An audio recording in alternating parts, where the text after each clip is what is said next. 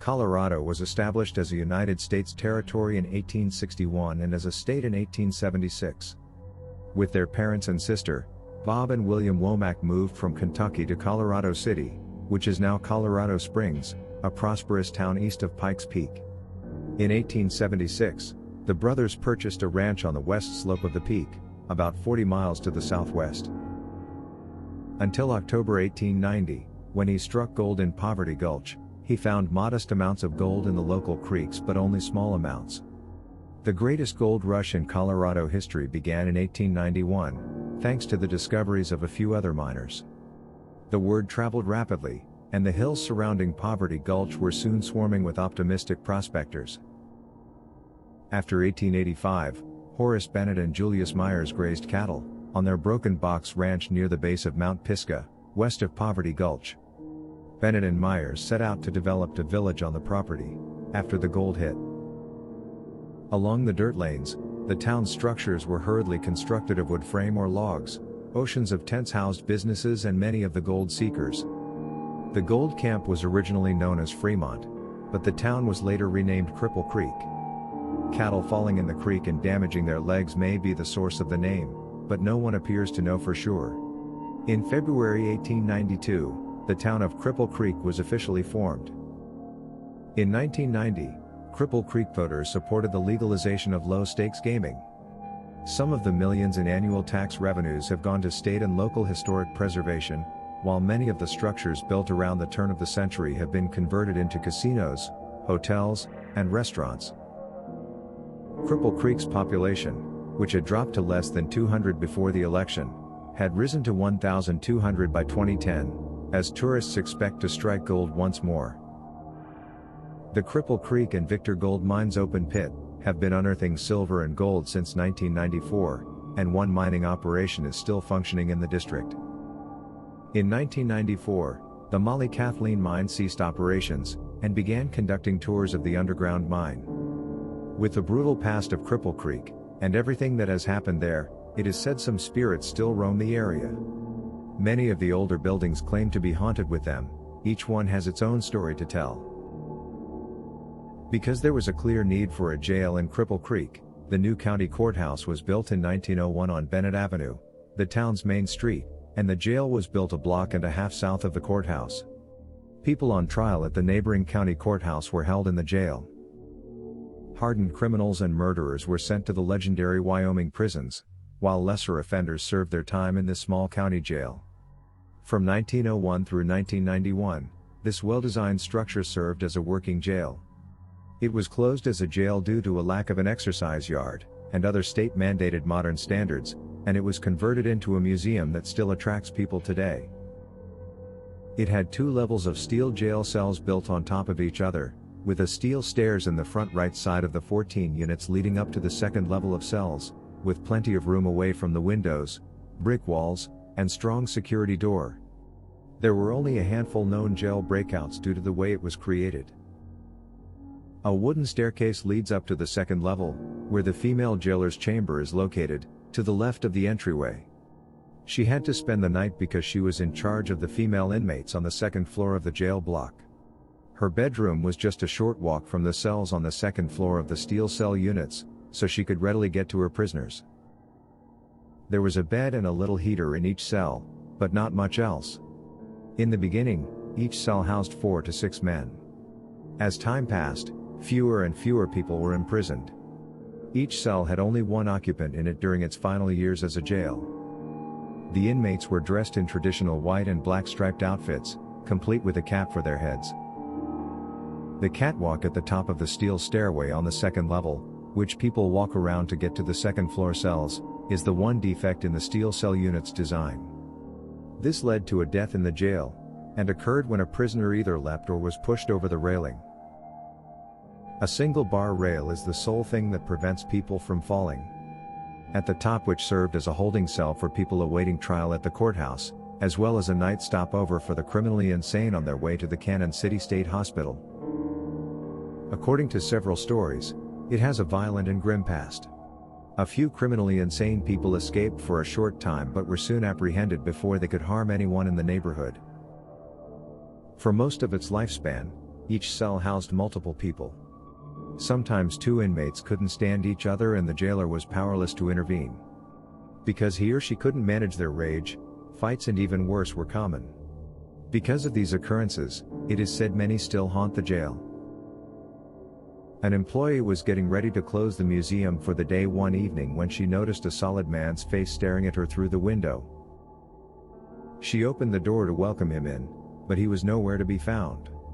She told other former law enforcement personnel, who worked at the facility when it was still open, about the incident. They assumed he was one of the night jailers who used to work at the jail based on her description of him. The last two cells of the first floor of the cell block, which was the men's sector of the jail, unexplained shadow masses have been seen moving around in the dark, near the spot where a prisoner died after falling from the catwalk. Witnesses have reported hearing heavy breathing near the same spot where the prisoner died. The main security door that divides the jail from the gift store has been known to fly open with a strong force behind it, possibly due to an entity, as if they are still attempting to flee. There's also the ghost of Rosie, who was a female jailer. Her presence may be felt and seen up on the second floor, where she used to sleep. She has assured the living that she is still caring for her female inmates. People have heard and seen former jailers going up and down the wooden stairway that leads to the second level of the main cell block, almost as if they are still on duty. Other entities have also been reported around the structure, which are thought to be former inmates who have not yet passed over. Several have witnessed the manifestation of a little girl. She has been seen entering the building through the front door. She stands at the gift shop area next to the living, then gradually vanishes into the air. The Colorado Grand Casino and Maggie's restaurant are currently located at 300 East Bennett Avenue. The three-story brick commercial structure held a variety of enterprises at the turn of the century, including a drugstore, millinery, an engineer, a lawyer, and more. Its recessed center entryway, ornamental molding, and rock-faced cornerstones make it one of the best spots in town for businesses to display their wares and offer their services. Medical offices, a Masonic Lodge ballroom, and a mortuary were all situated in the structure over the years. There are a lot of people in the casino, but some of them are unworldly. One is Maggie's ghost, who is said to have been wandering about the building for decades. The sounds of her high-heeled shoes can often be heard booming through the halls, as she usually appears on the top two floors of the building. She wears a white shirtwaist, a long cotton skirt, and high-heeled boots, and is described as being around 25 years old, and dressed in turn-of-the-century clothes. Even when she isn't seen, the young beauty, with her hair piled on her head, is said to leave the aroma of her rose perfume behind. Singing and dancing, as well as Maggie's beautiful soprano voice singing an Irish-accented concertina, have been heard radiating from the ancient ballroom, according to some. Security guards have frequently reported seeing Maggie, with a gentleman friend, playing the slot machines after hours at the casino. The security cameras have also caught her on tape.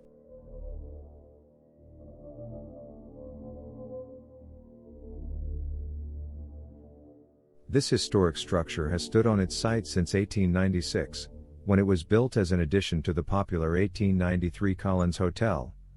After a terrible fire displaced some residents, a 26-room extension was created. The Imperial Hotel was its name. Because of the talent and vision of George Long, who had a passion for business and management, the Imperial Hotel became one of Cripple Creek's finest hotels. The Imperial Hotel was owned by George and his wife Ursula Long, until the 1930s. While operating the hotel, he and his wife had 2 children. They were housed in a spacious area adjacent to the lobby. Alice, his daughter, experienced mental issues as a result of her parents' marriage and heredity. Her parents were cousins. The more she grew older, the worse her behavior became. Alice's rage erupted, especially as she approached adolescence. Because of her temper outbursts, her parents decided to keep her locked up in their family's apartment, rather than sending her to a mental institution. Except for one fatal instance, when April began to harbor grudges, this safety strategy worked for them and their guests. Alice is alleged to have escaped the apartment while still enraged one day. She went to the kitchen, took the iron skillet, and sat in the basement, waiting for her father to walk down the stairs at his usual hour.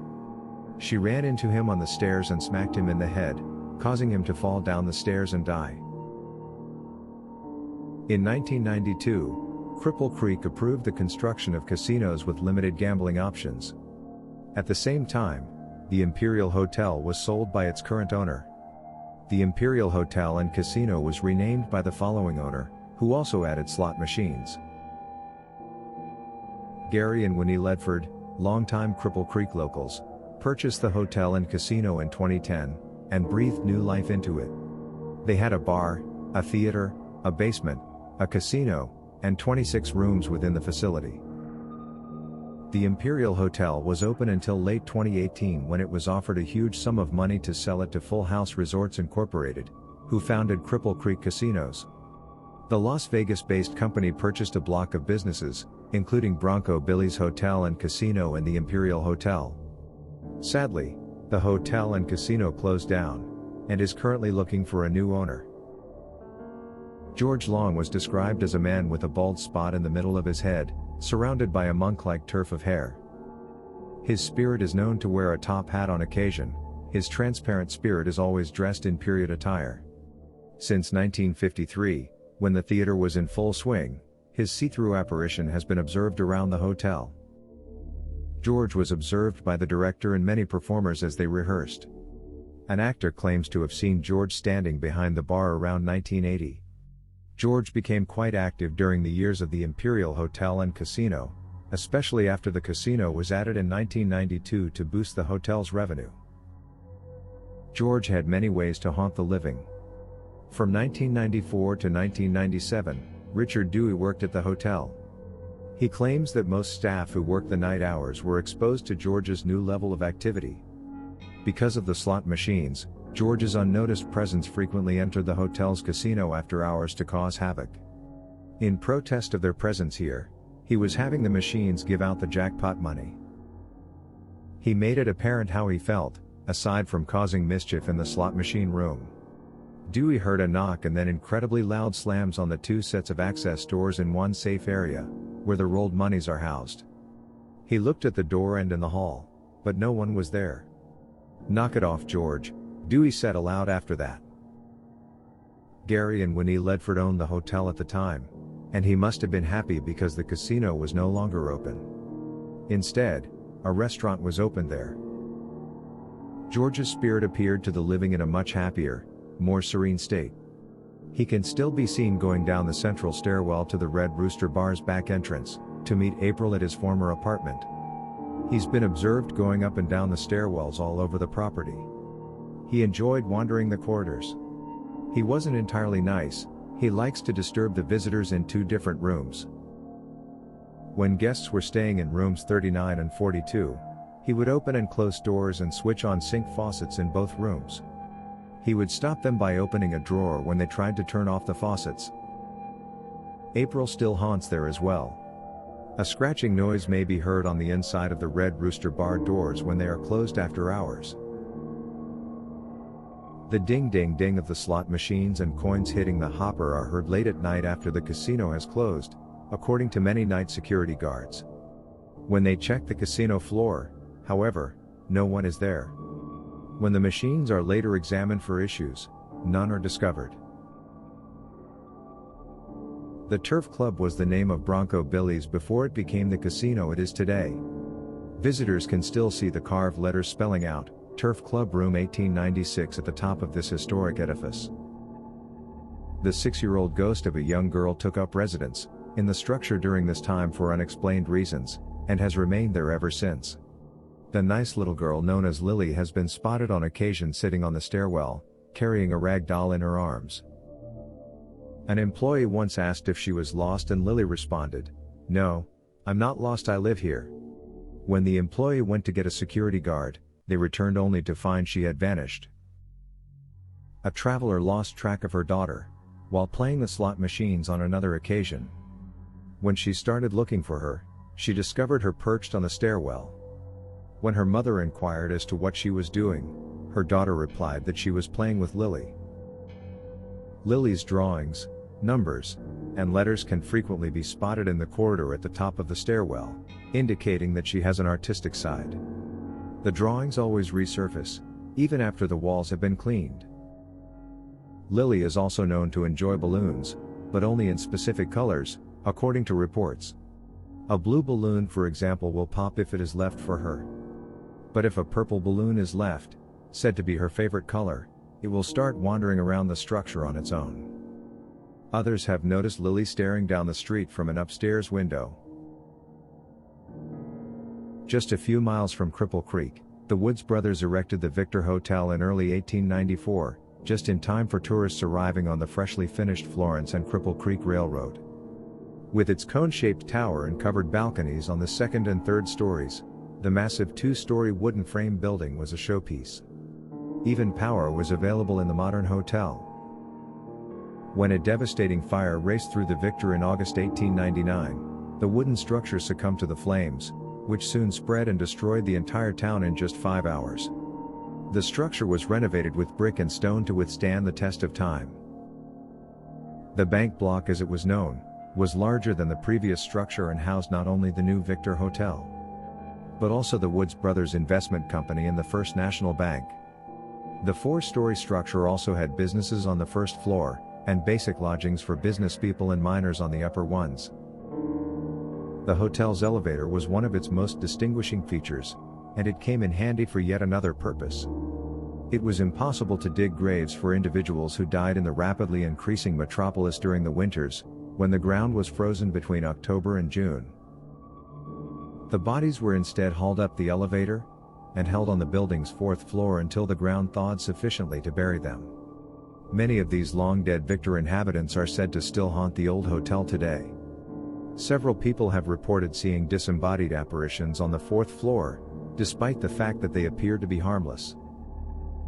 According to reports, what appear to be doctors and patients, sometimes without arms, legs, or even heads, are roaming around this former home for the dead. The basement, the elevator, the 3rd floor, and the kitchen are among the hotel's other haunted areas. Guests have reported seeing misty shapes and hearing footsteps throughout the hotel, often followed by a sudden rush of chilly air. Employees in the kitchen report cutlery being tossed across the room. The most common ghost is that of a man named Eddie, who is said to have died after falling down the elevator shaft years ago. Eddie, who was staying in room 301 at the time of his murder, was frequently spotted in the room, hallways, and elevator. Guests in room 301 have also reported hearing footsteps and other unusual sounds that they haven't been able to explain. Despite the fact that the elevator is examined and serviced on a regular basis, it has a habit of activating itself and moving up and down the shaft when no one is there. The elevator's ghostly activity normally occurs around 3 a.m., and it always stops on the 3rd floor. So what do you think of haunted Cripple Creek? Let us know in the comments below. And as always, please like and subscribe.